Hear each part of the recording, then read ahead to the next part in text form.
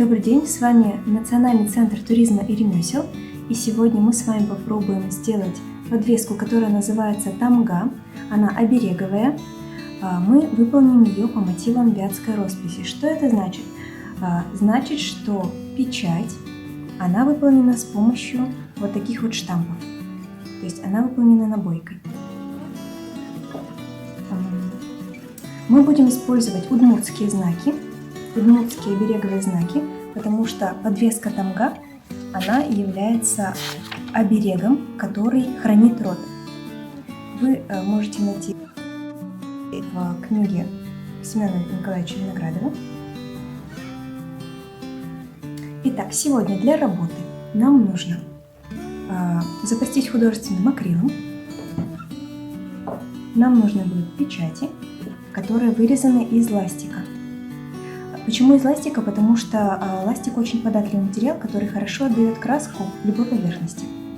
Раньше печати вырезали иногда из дерева, иногда вырезали прямо на железе, например, когда клеймили родовым знаком скот. И также нам нужна будет деревянная заготовочка. Вы можете взять любую поверхность, которую вам нравится, возможно, это будет какая-нибудь металлическая пластинка. Смысл в том, чтобы держать этот родовой знак, этот обереговый знак рядом с телом. Кроме этого, нам нужны будут черновики, и также нам нужна будет губка для того, чтобы равномерно нанести краску. Для начала нужно выбрать печать, которая вам нравится.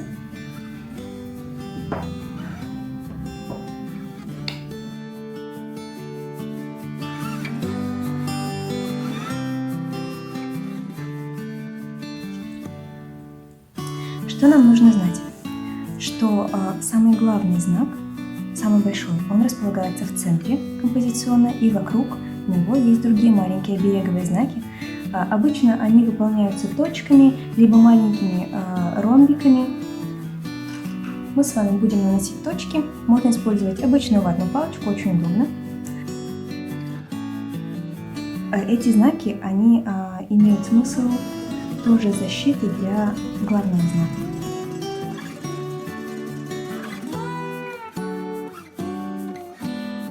Вы можете попробовать отпечатать любой цветовой гамме.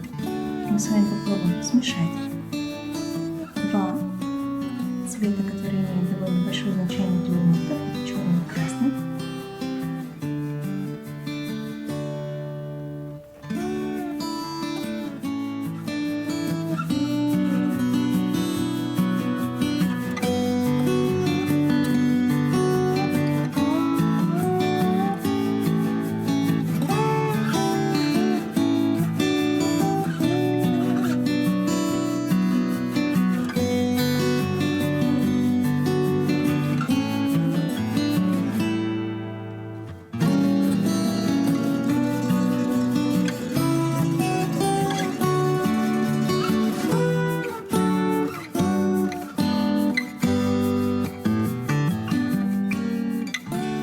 Если вы хотите немножко познакомить ваших детей или близких с национальной культурой Удмуртии, вы можете использовать данный мастер-класс для приятного времяпрепровождения.